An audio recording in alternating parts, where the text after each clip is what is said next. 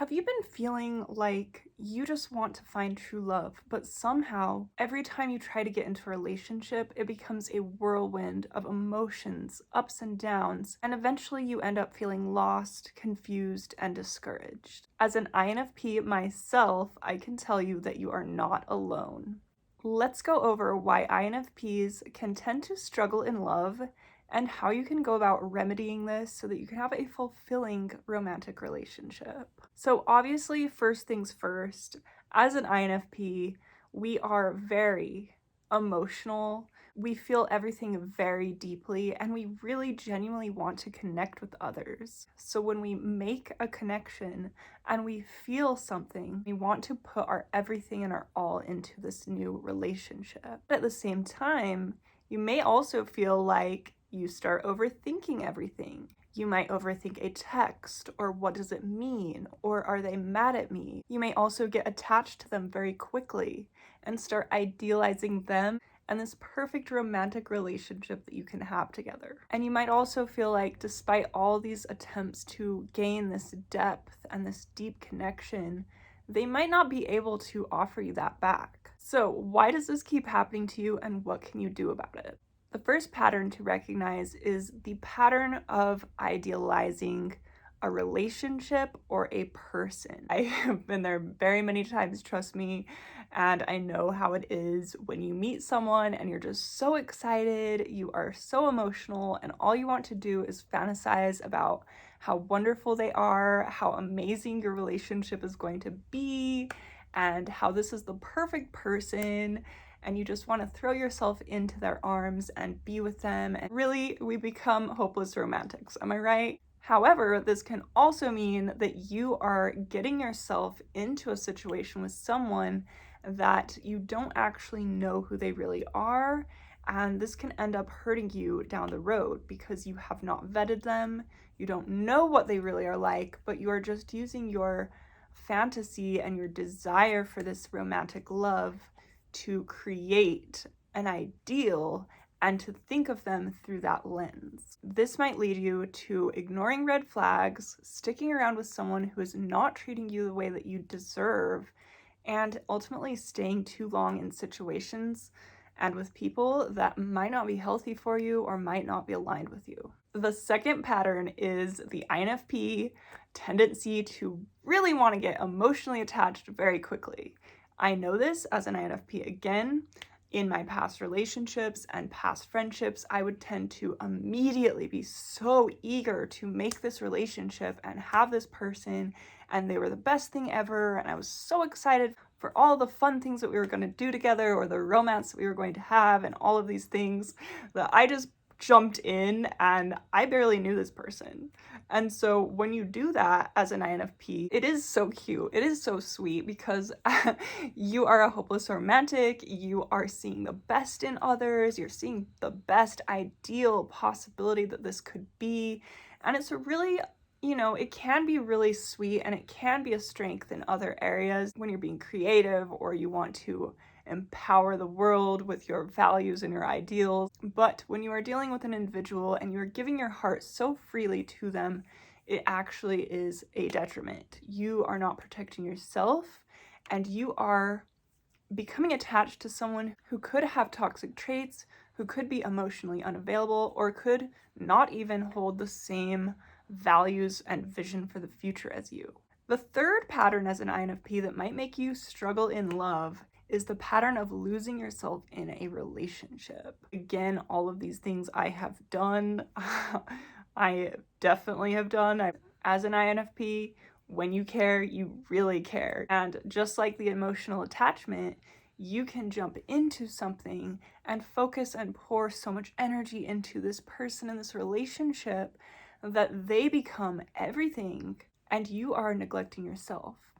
You might stop doing things that you normally do. You might start making sacrifices for them and the relationship. You might start taking responsibility for them and their happiness. Start feeling less and less yourself over time because you are losing touch with your own identity. Of course, I get it. You want to connect to them. You want to be there for them. You want this loving relationship, but you can't do it at the expense of yourself.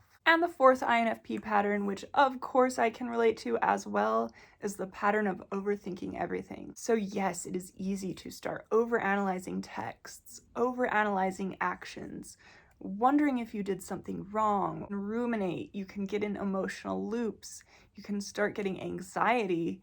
And this is also just something that INFPs tend to deal with. Yes, you can work through them, and I will explain how, but it is another issue that really gets a thorn in your side when you're trying to be in a romantic relationship. So, what does this all mean for you? And how can you go about fixing this so that you can have peaceful, secure, and loving relationships and friendships also? Before we go over the remedies, I want you to know that none of this means that you are bad or too much or too emotional. It just means that you need to work on finding yourself, loving yourself, and creating some new boundaries in place that are going to help you navigate relationships so much better. So the first solution is slow down.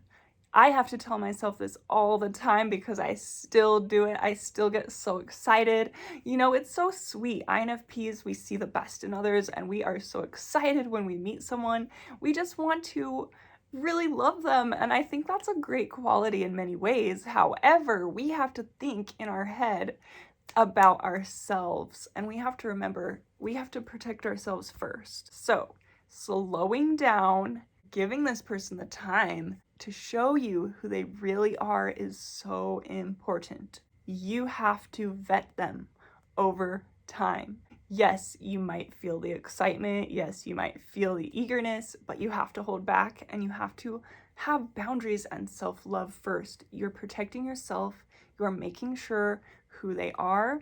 Are they safe? Are they kind? Are they consistent? How do they show up for you and the world?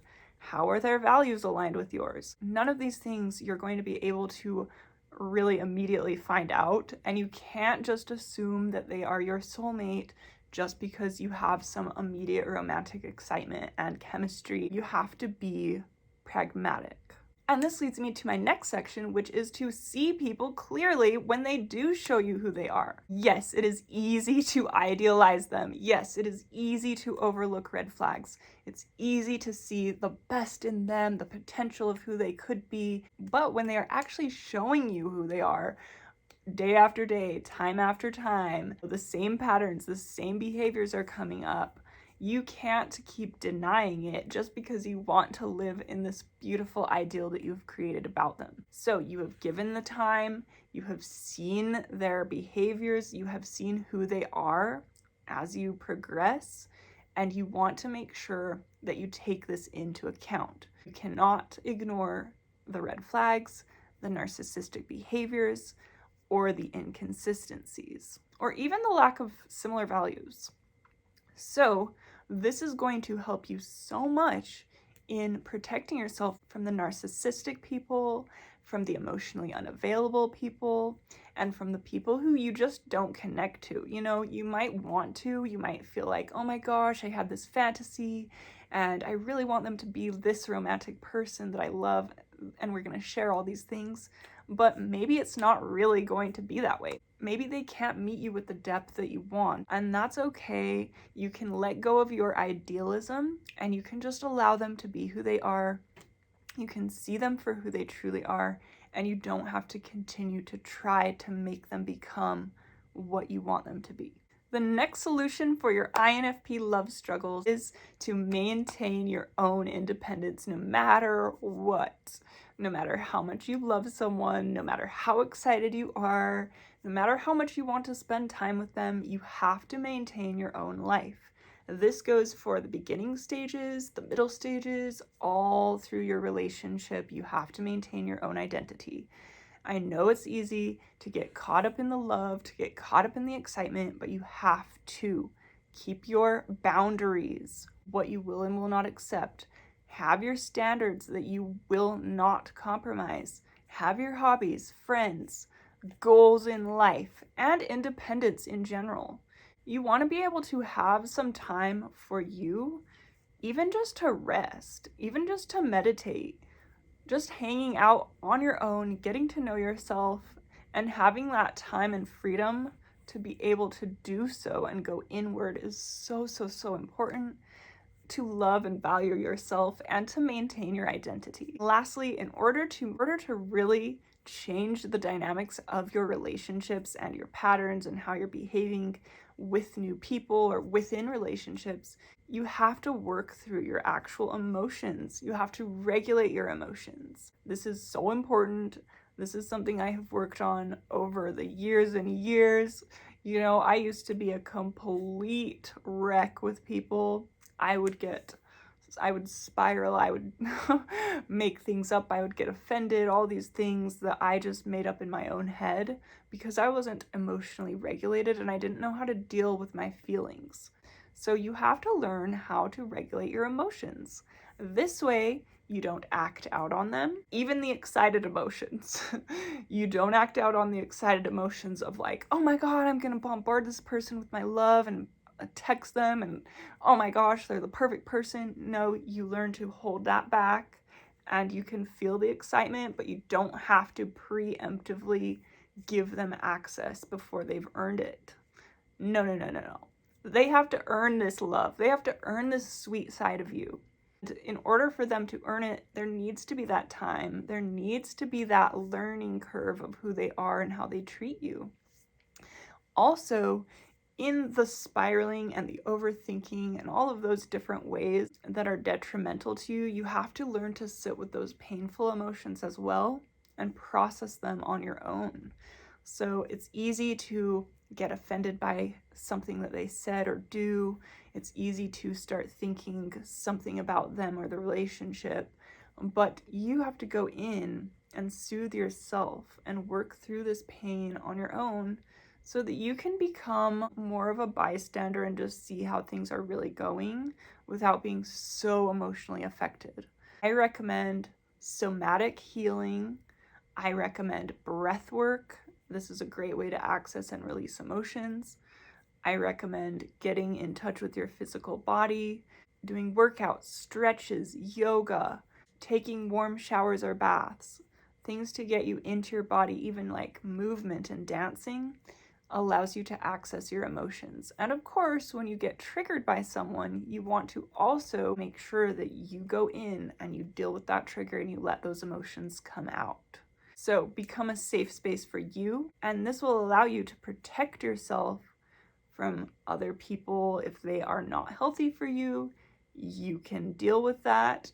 If they are healthy for you, you can deal with that too. So lastly, I just want to remind my INFPs, it is not a bad thing to care. It is not a bad thing that you want love and you want to share that, you want to connect with others, and even to be able to see the best and let things go. You know, it's not a bad thing, but what we're really trying to do is protect ourselves first.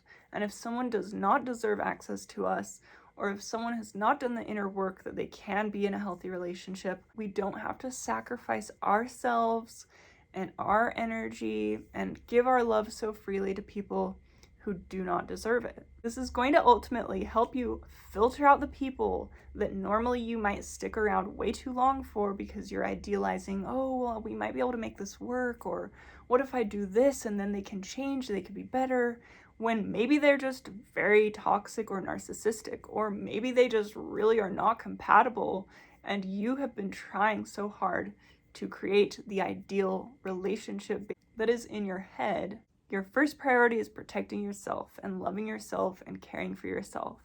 All these other people, you can vet them, you can explore, maybe, maybe not, but let them go. If they are not the right one, if they're not treating you well, let them go and save your energy for someone who's really going to deserve your love. All right, everyone, thanks for watching. If you enjoyed this video, please comment below your thoughts or even share your personal struggles with love as an INFP or other intuitive. And I will see you guys in my next video. Don't forget to like and subscribe for more, and I'll see you next time.